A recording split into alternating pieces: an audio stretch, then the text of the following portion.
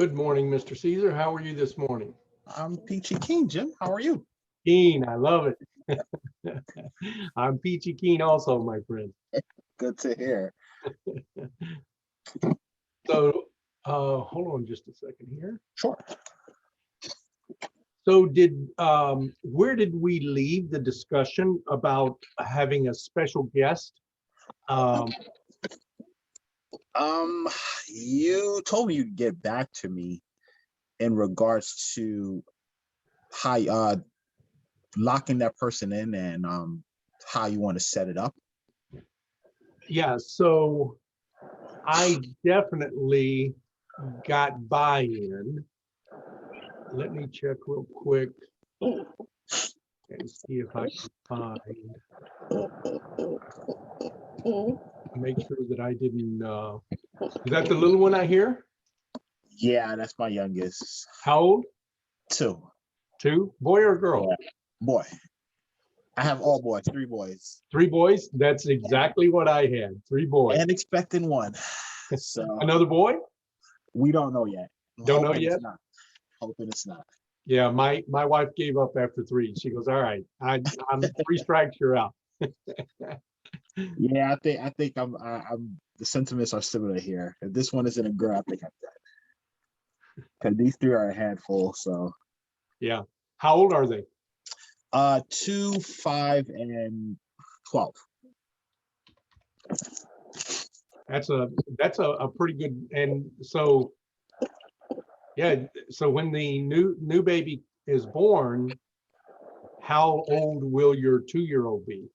My 2-year-old is turning 3 in today's on the 27th of this month. My 5-year-old will be turning 6 on Christmas. My Wow. is turning 13 on the 7th of November. So that is, how does that work out for you guys with the middle one being Christmas Day? I actually wanted a Christmas baby for some weird reason. It works very well. I mean, does he ever feel cheated that Christmas he doesn't really get a birthday? Not necessarily. So I don't think he knows the difference right now. I mean, he knows it's his birthday, but he sort of just meshes everything into one. Like, okay, it's my birthday, it's Christmas. I'm double lucky. Yeah, I get gifts and I'm happy. So for now, it works. That's fantastic. So anyway, I didn't find that information. So, well, hold on, maybe I did. So the 19th of April, 10 days out, do you have that set aside? Let's yeah, nothing's booked for the 19th. Okay, let's book Kimra Holcomb. Okay. And the subject is going to be asset management, not property management. I'm going to ask her every secret in the book about asset management, because that's a topic that you have a very hard time finding really good detailed information. Okay. And even the gurus don't teach it. Okay. And so I think if we tease it like every day, if you drop something in LinkedIn every day and don't say who it is, just tease that it's going to be about asset management. What are your concerns or questions about asset management? What KPIs are you tracking? What would you most like to know about being an asset manager? Just ask a series of questions every day leading up to it, and make sure that you tag it so that we get a lot of interaction, and let it be known that this is, you can kind of look at Kimra's resume. Mm-hmm. But she was the asset manager for the 2 largest REITs in the country. Okay. And she's worked for 40 years with institutional investors, where she has been both she's built up their property management from the ground up multiple different times for different large institutional players. Okay. You can't get more expert Better than than what that, she yeah. is. You know, and so let's not say who it is. Let's just say all of her qualifications, and say if you want to meet this person, you're going to have to show up live. Okay. Okay. And I'll do whatever I can. Let's see if we. What's your record so far as your highest number? Registered 108, which was Daryl's Monday past. Yep. Attended, I think it was about 37, 38. Was that Daryl's also? Yes. Okay. So we're gonna shoot for a minimum of 45 people. Sounds good to me. Okay. So we're going to try to drive that by dripping a little tidbit every single day on a LinkedIn, Facebook post. Okay. And I would even take the same post and send it out to my meetup database every day. Send that same thing to at least LinkedIn, Facebook, and your meetup drip. So to all of your meetup members. Okay. And do you use Instagram or Twitter mostly, or what's your preferred platform? I use Instagram a lot, so I definitely do market my meetups on there as well. Okay, fantastic. And I will try to comment on as many of them as I can. And if we hashtag the GOB network, I would do it on the GOB network also.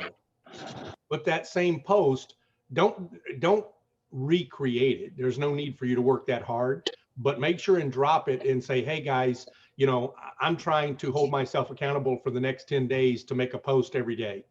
Okay. And I'm hashtagging GOB network. I'd really appreciate everyone's support. Okay. And so we might surprise ourselves and go over 50. Okay.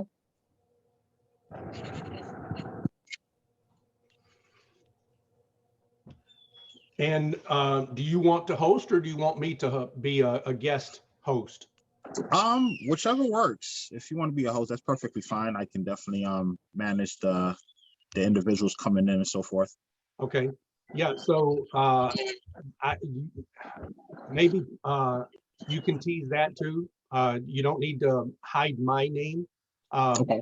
Tag my name each time so that anyone that's following me, make sure that each post, that hopefully it drives more traffic to your post, and that just special guest host. Topic will be asset management. Understood. Okay. Cool. So enough with that was the only thing I wanted to cover for sure. So the rest of the time is yours, my friend. Sure thing. So first thing first, I know as far as I know you're actually doing being the guest speaker for this coming Monday. This Thursday. Yep. So or this month. Yeah, this coming Monday it is. So I guess we're in sync with the fact that I wanted you to speak about passive investing. So it's sort of like, I guess it's pretty much a copycat of what you did for Vinky's meetup. Okay. And that one I will be doing it on Facebook Live as well, so that a lot of people on my platform can sort of understand the nature of passive investing and the benefits. So that's the first thing. Secondly, I've been connecting with a few individuals. I spoke to a gentleman yesterday. He's in my neck of the woods in Brooklyn. So he's also a capital raiser for sponsors and key principals and so forth. And that's what he specifically does on his day-to-day, where he raises money for large deals. I did send him some information on the platform, and I wanted to introduce him to you, because you're more ahead of me when it comes to the verbiage of these things. I'm still learning the ropes, so I think he would be a great asset to the platform. I will definitely do a introduction via LinkedIn, and I guess you can pick it up from there. Okay. Thirdly, I am looking to really hone in on getting a deal closed. Not to say that I'm not doing what I'm supposed to do on my end. I'm definitely doing I'm doing everything I need to do. But it seems like I'm having a hard time coming across any good deals to get to the table, what be it on a smaller scale or the larger scales. So I really need help. You know, I'm in this 3 year, I'm 3 years in, and yeah, I think it's about time I close the deal. So I mean, I have tough skin, so I know I've heard Annie's story where she underwrote over 500 deals in a year. I think it was last year, and she hasn't closed not one. Yeah. So I have tough skin like that where I can endure the wait, but I definitely do need to see like some progression on my end where, you know, at least I get an LOI accepted or something like that. So any insight or any help from you would be truly appreciated. So we had a lot of talks about this very early on, about a lot of different strategies. You went in a different direction. And the reason I suggested the strategy that I did on our first couple of calls is I thought that was the easiest and fastest way to get a deal done.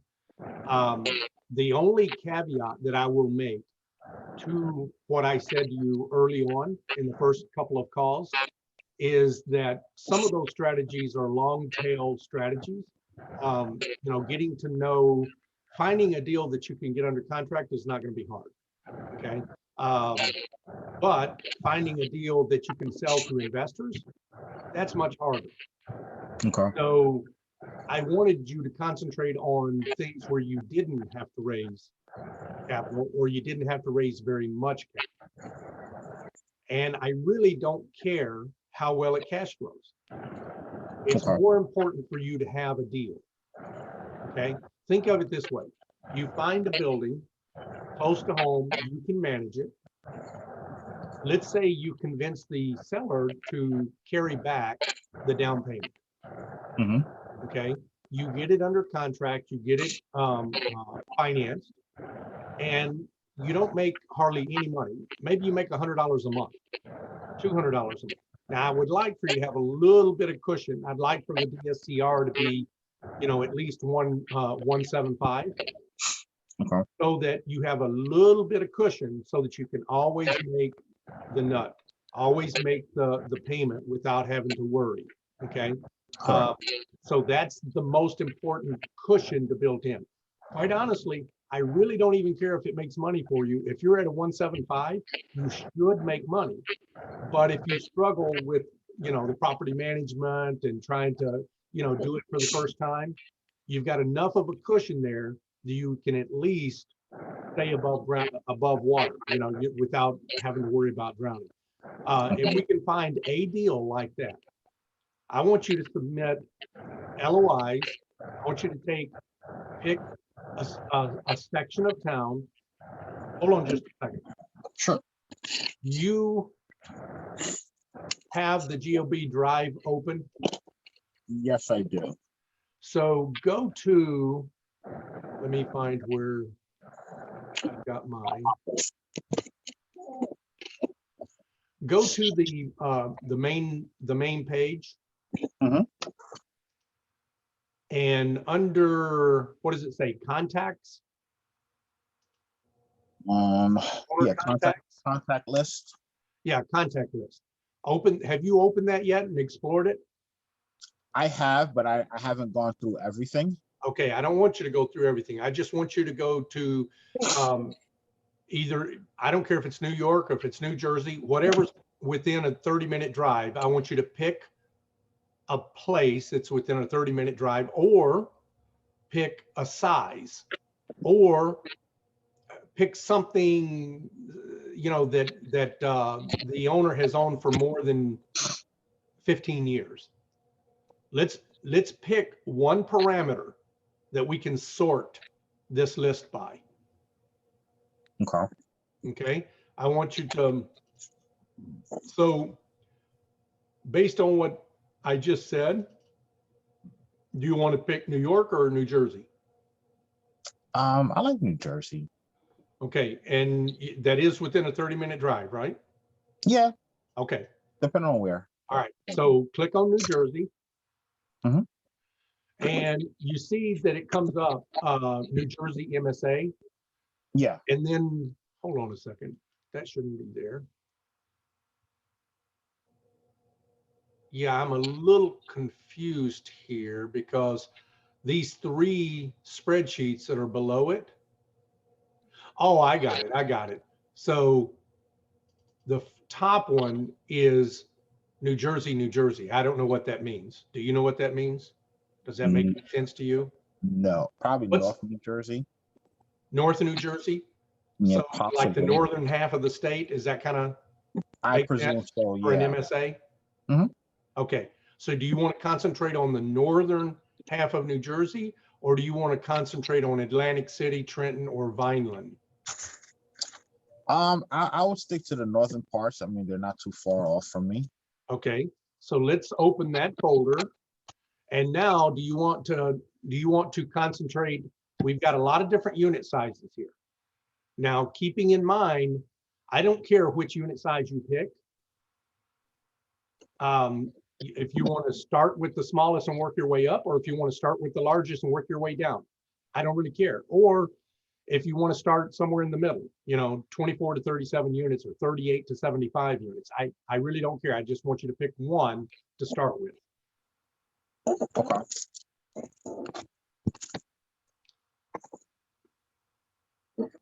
So what I'm seeing here is owner contact by MSA to, oh, okay, 2 to 4.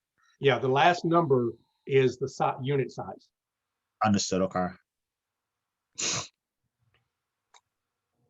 5 units. You Yeah, I can would do it by recommend. unit size, or we could try to break it down. Even well, first, yeah, we have to pick a unit size because that's the way the list is made. Okay. Yeah, I would rather do anything on 5 plus Okay. to stick in the commercial side. Okay. So let's what in your heart, what do you think the price per door is going to be roughly? In New Jersey, I'm not too sure. What do you think rents are roughly? Right 500, now, 800, 1200? it depends on the area, but certain areas I would say they're about 1,000 plus. Okay, so if 1,000 plus on a 10 unit would be $10,000, that'd be 1.2 million, right? Correct. So if we picked, if we wanted to stay on the lower side of agency debt, we could pick 10 to 15 units. Okay. And open that up, and let's see how many in that Northern Jersey MSA, how many apartments there are in that size. So how many lines on this spreadsheet? Wow. There's almost 500 apartments that size. Okay, so we've got a big sample size. So let's look through the list and see what all the headers are. Let me freeze the top line so I know what the headers are. Freeze line 1. Okay, so we've got the property type, property ID, property name. All right, so we need to notice something here. Property name, we don't have too many of them. So we don't want to use property name as any kind of identifier. Okay. We want to stick with property address probably. And I'm going to show you a trick here. I just learned this yesterday, so I'm not going to be any good at it. Okay. Understood. But you'll get the idea, and then you can kind of Google. You can export. You can download a file and export it into Google Maps, and it will populate every single property. So you don't have to do it individually, and you can get a visual picture where all of these are. Okay. And then you can, and I don't know how yet, but you could use like Justice Map or something else and integrate them and overlay the population data or the income data, if you Okay. wanted to do that. Or if you can't figure out how to do it, just have two tabs open and go back and forth. Okay. But let's sort this.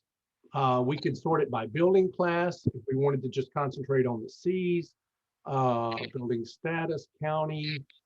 We could go by just a county if you know some of the county names, if you want to sort it by a county that you like, or even by a submarket if you know some of these submarkets. Or we could sort by the unit size, but they're all between 10 and 15, so that's already good enough in my opinion. If you don't want the one bedrooms, as much one bedroom, you could sort by, by two bedroom and just pick, all the, or even, I'm not good enough in Excel, but you can exclude things. So, if you didn't want to concentrate on one bedrooms, you could exclude them. If you didn't want to concentrate on three bedrooms, you could exclude them. But for now, I want to see something else.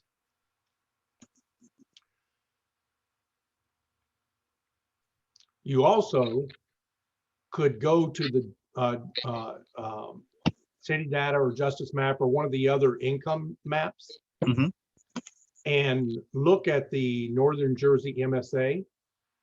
Pick some of the better neighborhoods that are close to you and look up school districts, or you could just look up Jersey school districts. Pick the top 2 school districts, and then we could sort by school district. Okay. But for now, for sale price, okay, so it even tells us some of these are for sale right now. So we could start with those because we know there's an owner that, but for now, I'm gonna skip that. Year built, year renovated, number of parking space, park ratio, total building, last sale date. So for me, I think I might start there. I might sort by last sale date. Okay. Okay, so go ahead and sort that. And let's copy everything down to, well, hold on, let's reverse it, or it doesn't matter. Just scroll down to 18, 18, 17. Let's concentrate only on things 2016 and older and see how many of those we have. Or no, hold on, we don't even need to do that. That's still way too many. Let's concentrate on 2000. Let's see here and see how many there are 2000 or older. And if you get that number before I do, just holler it out.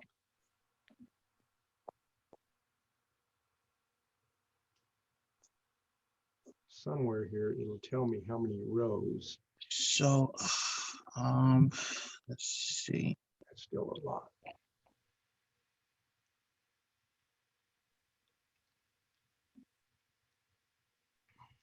"15 years would go back, starting in 2005. Maybe I'll start there. So copy everything 2005 and older. Not just the column, but the entire spreadsheet. Okay. Or from 1998 and older. Now, some of these things have no sale date on them. So those, we're just, for now, without that data, let's, I'm going to say let's just throw them out for now because we don't know. So only copy that 1998 all the way up to 2005. That should be a relatively small list, maybe 20, 30 properties. Let's see. Now, did you download this, a local copy? No, I should have done that. Yeah, do that before we mess up we don't want to mess up the sheet that's on the drive. All right, so let me read. So let's make sure that we, when we're done, let's back out of all of this so we leave it the way we found it. Okay. undo all, undo all the changes all the way back to the beginning. And then, yeah, that's the very first thing we need to do is make a local copy so we don't mess anything up. And rename it, give it a new name for you.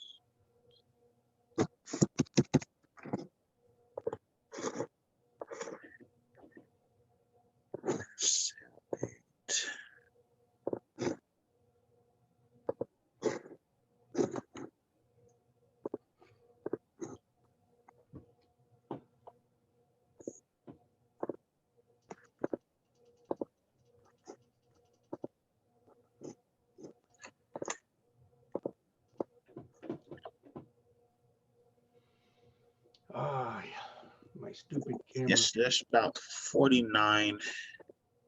Properties? Yeah, from 2000, All from right. 1990 to 2005. Okay, do me a favor and share your screen. 1 second. All right, so I'm gonna have to log on my phone. 1 second. I mean, on my computer. Well, you know what, Mark? You don't, if it's too much trouble, don't worry about it. I can try to walk you through it verbally. That's no problem. I Okay. have everything already pulled up.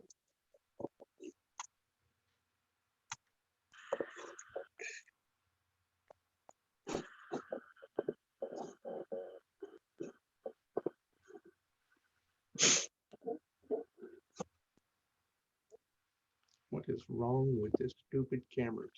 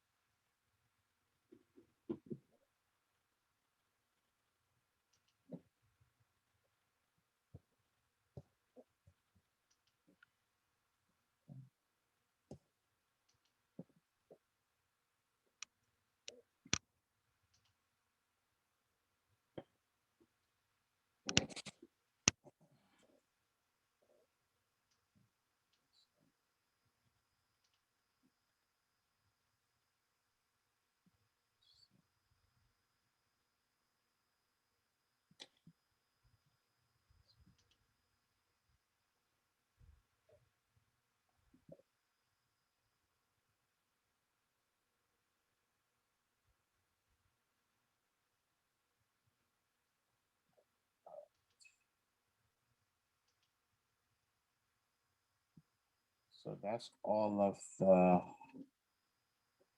Okay, so once you've got the 50 on, do you have it on its own spreadsheet now?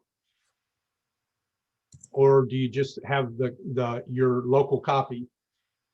Yeah, I have on my own spreadsheet. Okay, so what I want you to do is export that file. Or let's see, do we export it or do we just save it?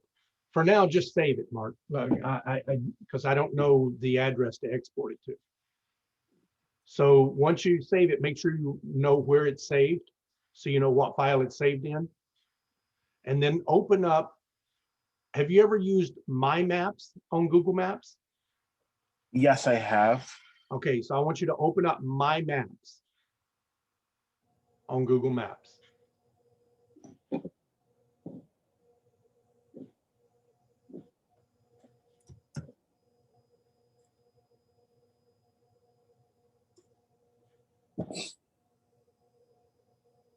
Okay. Are you still able to see my screen or no? Yep, still able to see it. Okay. So we can create a new map if you want. And just type in New Jersey MSA.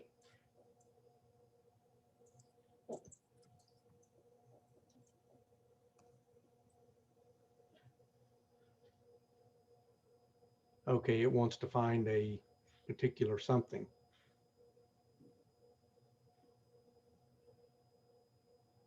Okay, just type in North New Jersey, see if we get.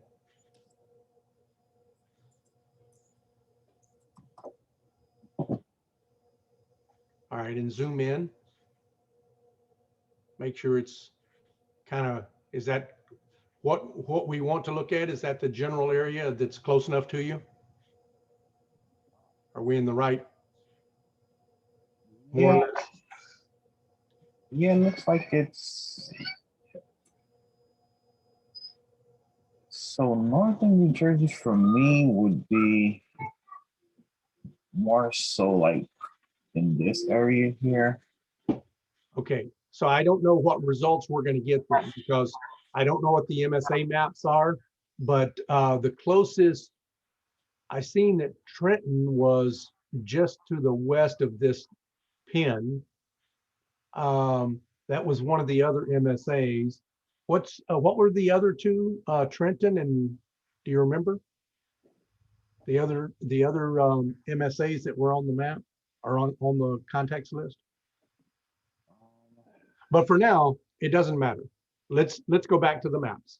I just want to show you how to do this.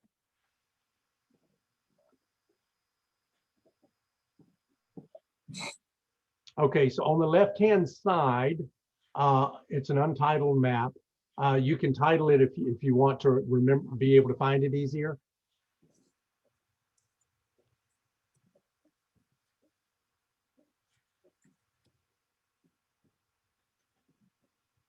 Okay, and add a layer, share, preview, untitled layer, base map. Up on the very top, the ellipsis, the not the ellipsis, the three dots. Click on the, yeah, right there. Click on that one. Do you see anything that says import? No. Export, print, embed, set, default, move to trash, open. Okay, so click off of that one and try the other one. See if there's an import. No. No? An Okay. import button right here. Import? Yeah. Okay, let's try that. Import and drag the file, or just go, if you know where it is, go find it. Either way.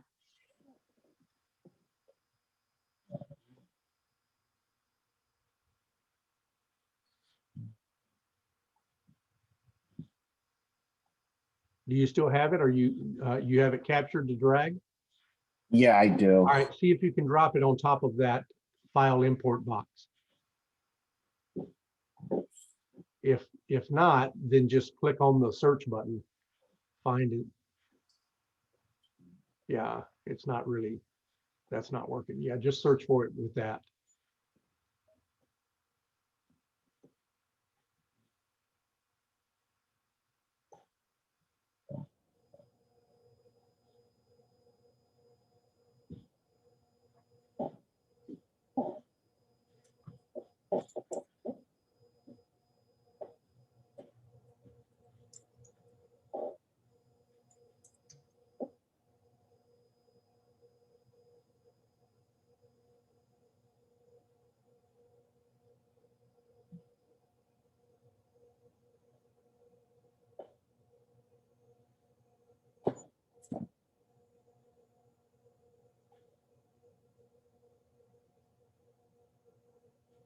So let's give it a minute to work.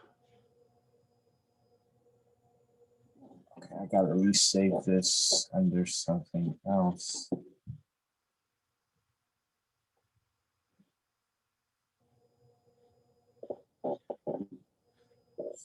Now, notice on that white box, it says CSV, XLSX, KML, or GPX. So let's make sure that the file we chose is an XLSX. We need to save it as one of these file formats. Understood.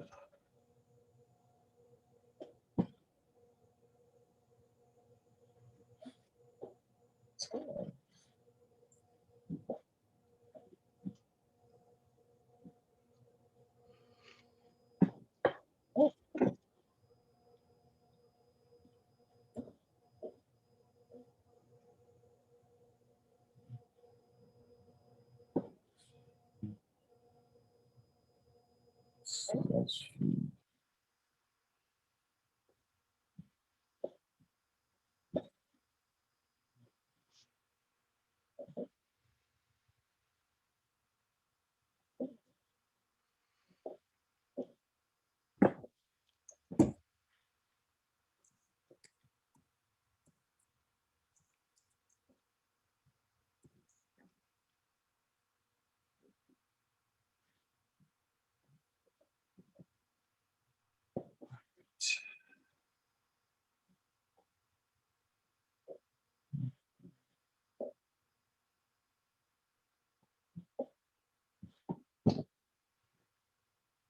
All right.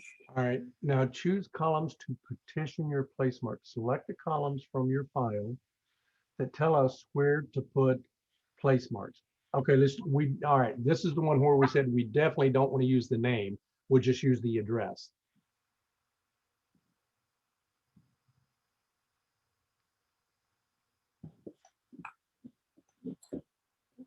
Let's see which one of the addresses.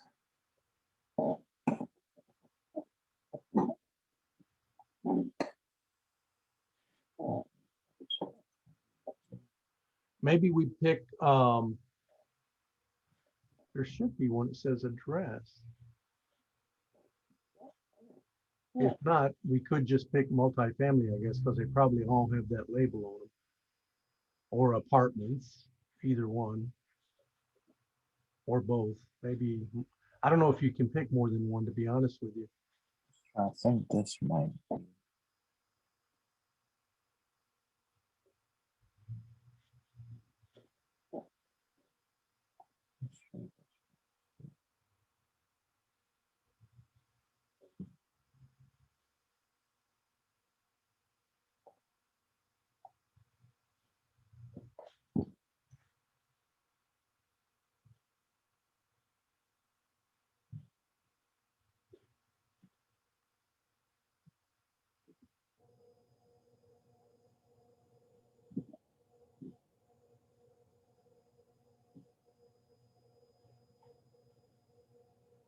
Okay, I don't know why it threw in some stuff over in Pittsburgh and Nashville, and not sure about that.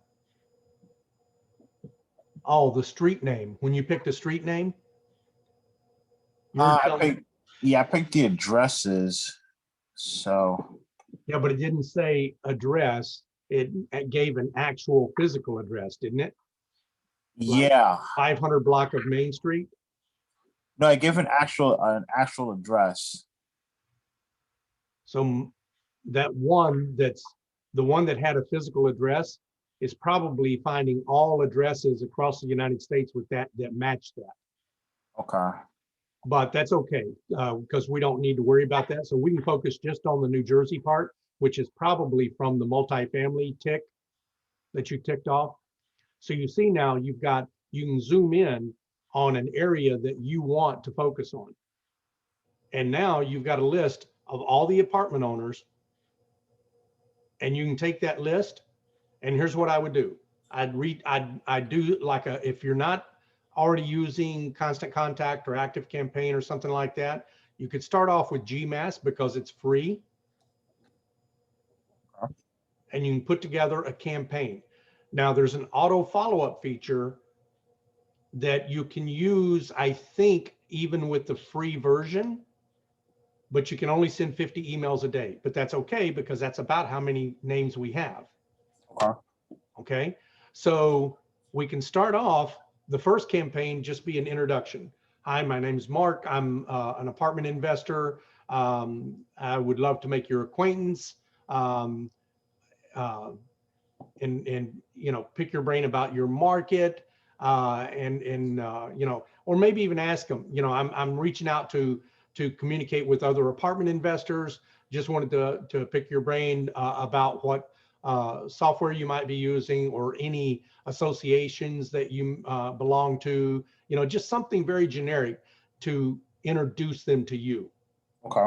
Okay. You might even go so far as to say a little bit about not just you, you know, because you have like a little bio for you, but also I would even, because these are smaller, probably family owned assets, I might include a picture of the family and say, this is my wife and my 3 boys, and this is how old they are. And just a little story, something that you would tell a new friend about your family. Okay. Okay.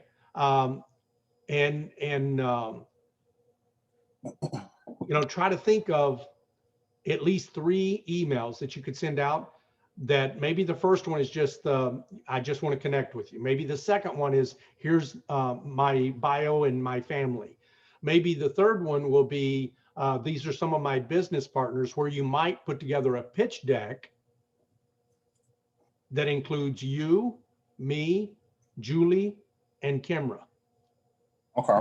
Reach out to Julie and say, Julie, Jim suggested that I put together a credibility pitch deck. And he make sure that you tell her that I said he would like for me to include you on my pitch deck. And he wanted for you to send me like a little paragraph that says, I support these sponsors. Don't mention my name. Don't mention your name. This sponsorship team, because that includes both of us, right? Correct. It doesn't single one of us out. So in whoever you send this to, they don't know who has all these assets or who is, what. Okay. So I support this sponsorship team. We have done business with them in the past. They are strong buyers. And we've done many deals with them, and consider them to be great partners. And I would even ask her if she could put some kind of pre-approved language and can pre-approve to bid up to, and any number she wants to pick, or she doesn't even need to put a number. They're just pre-approved credit wise for agency debt with O Capital. Okay. Something along those lines, something just a few, a real short paragraph or 4 or 5 sentences. Now she can put that, or she can add that onto her bio. I don't care which. Okay. And then do the same thing with Kimra. Say, Kimra, Jim asked me to reach out to you, put you on my credibility package, and he wants to use this kind of, he would like for you to give me a bio that includes this kind of language. I have partnered with this sponsorship team, and we are we work closely with them, and we're a preferred vendor, and have the ability, make sure she mentions, all of her credibility pieces, 40 years institutional, work with the largest REITs in the country, that kind of stuff. And I support this sponsorship team. We work hand in hand with this sponsorship team. Now, if that's like the 3rd or 4th email you send to some of these people, they're going to look at that and say, wow, this guy is serious. This guy can close. This guy, I don't have to, vet him out. I don't have to go looking for his stuff. I trust these guys. They know how to get it done. Okay. So that might be, kind of the 3rd or 4th or 5th email that you send on a follow-up campaign. And then hopefully each time you want to put a call to action in the email. Please, let's schedule a call. Here's my calendar. Find a time that's convenient for you. And make sure you only block out 1-hour time slots. Don't do any 30-minute time slots, because if you're talking to an owner, you don't want to get into a good conversation and have him say, oh, I'm sorry, Mark, I gotta go. Correct.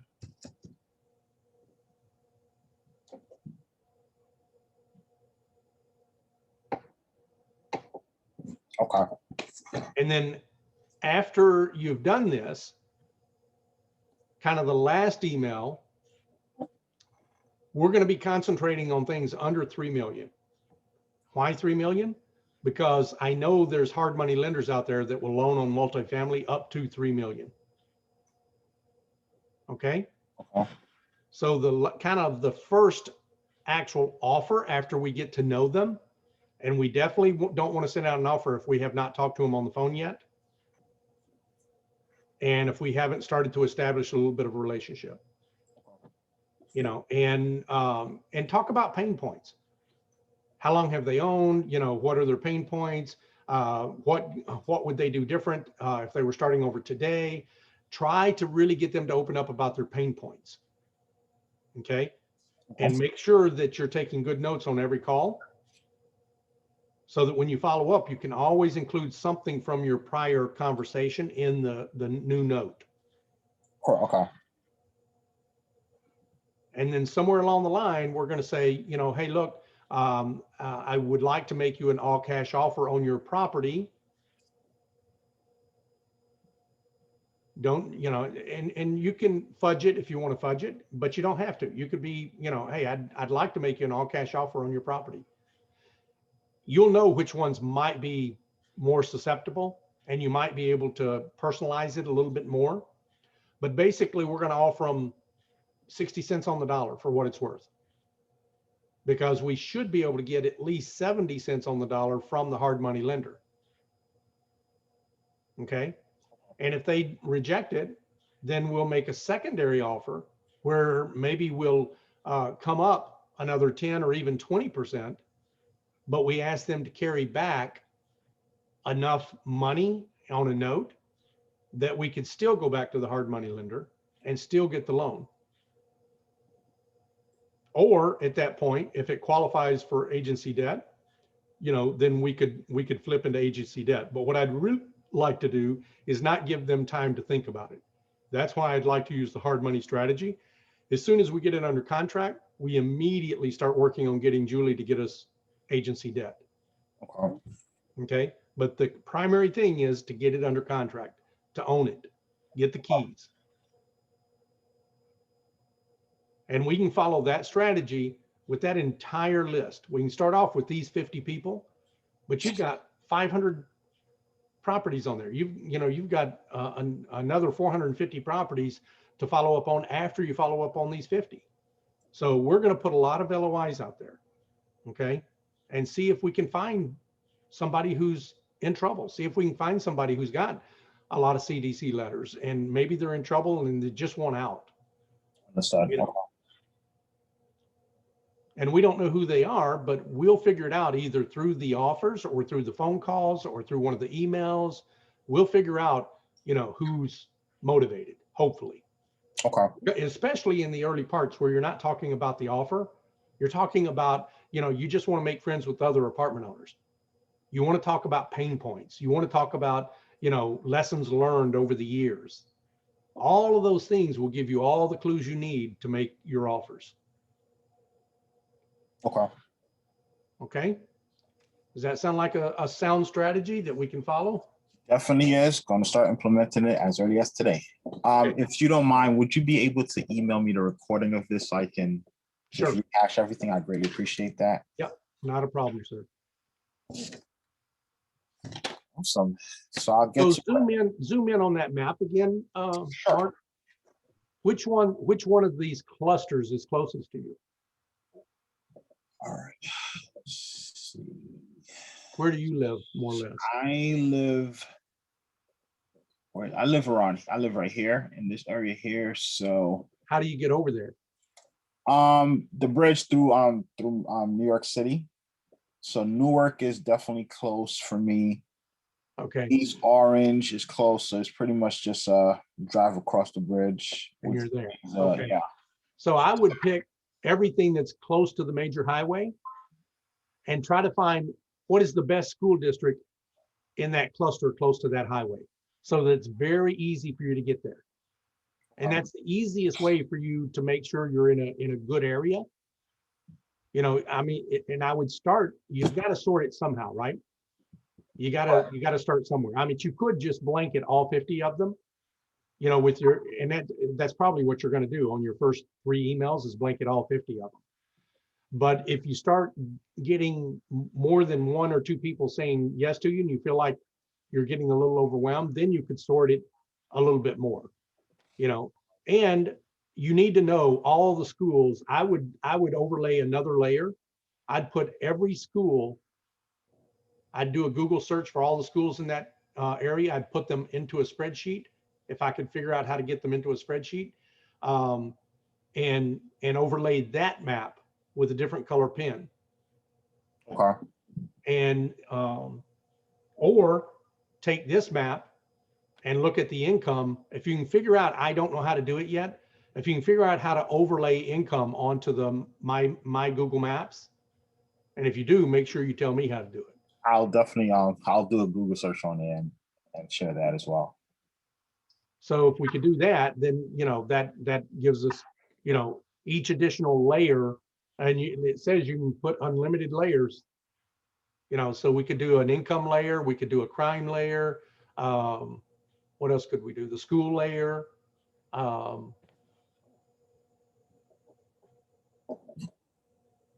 That should be good enough to get us. Should be good enough. So, all right, dude. Then I will send this to you. Did you have any other questions that we didn't get to today? No, that actually was very helpful. I greatly appreciate it, Jim, as always. So when does Rising Tide start? It's already started. I think I'm what 3 weeks, 4 weeks in now. All right, fantastic. What's your impression so far? Give me some feedback. Very good. So I'm learning a lot. They're basically breaking down the logistics of, you know, business ownership and how to you know, work the books and how to manage everything. I definitely have one of my instructors. She's from a real estate background. She used to own well, she does own a property management, or she's a consultant on the real estate side, and she's and I think an agent or a broker in New Jersey. So I definitely Residential or commercial? I don't recall if she mentioned it. Okay. I just remember she's an agent. So I had to set up a conversation with her. I sent her an email, but she's very bombarded with a lot of the assignments that they're providing. So we haven't had the time to set up a call, but I'll definitely shoot her another email and set up a call. Well, make sure that you are on all of her socials and following her and commenting her, engaging her as much as you can off the away from the class. Okay. So that you can make yourself valuable, and even offer to her, Mark, say, you know, hey, look, you know, I'm an underwriter for multifamily. So if, you know, if I can be of service to you, if you're interested in learning how to do that, or if you're interested in, you know, I want to give back. You guys are giving me so much. I want to give back to you. And, you know, I particularly want to give back to you because you're already in the industry that I'm targeting. You know, Okay. give her something. Correct, definitely. I definitely will do that. So I'll reach out to her in a bit today. And what else have they been focusing on? So are they meeting once a week, or yes, we meet every Tuesday, from 6 to 9. And basically in the morning or in the evening? In the evening. Okay. Yeah, so it's basically we have like a big binder for the 12 that covers the 12-week class, and it's really focusing on creating a business and the logistics behind it. Mm-hmm. So yeah, as I mentioned, it's really tailor fit towards you know, knowing how to set up the business, knowing how to price items, how to negotiate for stuff. What else are they teaching? We just went over credit, revolve, you know, the definition of credit, revolving and stuff like that. We're also going over so do you have a business bank account or a LLC already set up, Mark? Yes, I do. Okay. Do you have a business bank account for the LLC yet? Yes, I do. Okay. Do you have any credit cards from the bank for that checking account? No. Okay, go back to the bank and ask them for credit cards for that account. Okay. Okay, start using them so that you start to establish a presence Okay. for that business. How long have you had the LLC? I think it's going on 2 years now. I mean, oh, So the LLC. typically, I'm sorry. It's been operational for 6 years. okay, so you should probably, if you're not getting offers in the mail for business credit, then that means you aren't out there yet. So definitely having the credit cards and using them, and it almost doesn't matter what you use them for, because they're not going to dig into that as much as they're going to dig into, oh, this guy is doing business because he's got credit cards and stuff moving through his account. I would even go so far as to probably put all of the money that's in my personal checking account, funnel it through my business checking account, and then start to pay things through there, even if they're personal. If it could potentially be a business expense somewhere, somehow, someday, so that you see activity in that account, Mhm. and you should start getting some credit offers. Okay. And as soon as you get one, sign up for it. Okay. Even if you only keep it open for a week, sign up for it, turn right back around, pay $100, for the use of the money.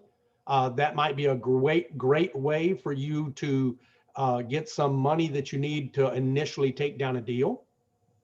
So if you can get a 30 grand or 20 grand business line of credit, each time you use that business line of credit, it's going to go up. Okay. So in the beginning, use it for just about everything. Use that business line of credit to pay just about everything, and then repay it back from your checking account. Okay. Okay, just so that they see that it's being used. Understood. Okay, and hopefully sooner rather than later, we'll find a deal where you need to tie it up with some money, and you have that business line of credit to do it with. Understood. Okay. Also, I want you to check into the SBA loan that we talked about earlier. Okay. Because if any of these apartments are mixed use, you can get an SBA loan, but that program, I don't remember what it is. It's I don't remember if it's called 204 but it's and one of your instructors should know. But it's an SBA loan, or you can Google it. It should pop up. It was passed during the COVID relief bill. Mhm. It's a special loan. The SBA is guaranteeing 90%. So it's not all 90%. You've got to come at it 2 or 3 different ways. So it might be 75%, but then they'll give you another 5% for this and another 5% for that. But basically, you need to have a business operating. So they won't do it on an apartment building. Now, theoretically, you might be able to get it on an apartment building if you talk to the right SBA lender, and say, how could I make my 10-unit apartment building qualify for this? What if I were to turn one of the apartments into an office? Okay. If I were to open a business in one of the apartments and leased it out to a business? Okay. Because typically, to qualify for an SBA loan, the business owner has to be operating a business inside that building. But it can be mixed use, so it could have one unit that's a business unit and have 10 other apartments above it or beside it or whatever. Okay. That's what they call mixed use. Understood. Okay. So that's another strategy that we could use. But that's already too much on the plate. So let's just stop it and leave it there, because if we have too much on the plate, we won't do anything. So we just need to pick one of these things and start executing. Understood. Okay. I definitely shall. Okay. Awesome. All right, man. Then if you don't have anything else, I'll send you a copy of the recording. Thanks again, Jim. I appreciate the time as always. All right, Mark, let's get this done. Will do, sir. I'm behind you. Thank you. All right. Bye-bye.